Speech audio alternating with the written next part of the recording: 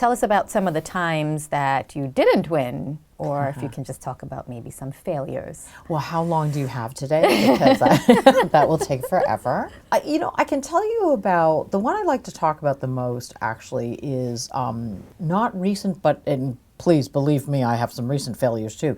But it's seminal because it was so early on in my career and it did really shape me. I have a very fierce independent streak in me, and I like to do things on my own.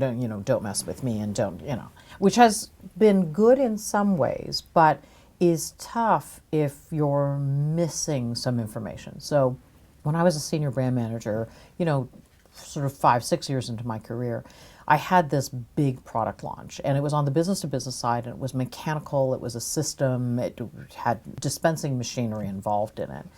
And I didn't want anybody involved. So I didn't involve too many engineers or purchasing or anybody else who really should have helped me.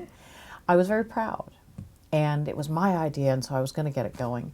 Well, I was up on stage in front of, several hundred people at the national product launch, and I went to demonstrate the product, and it failed. And that was a huge public embarrassment.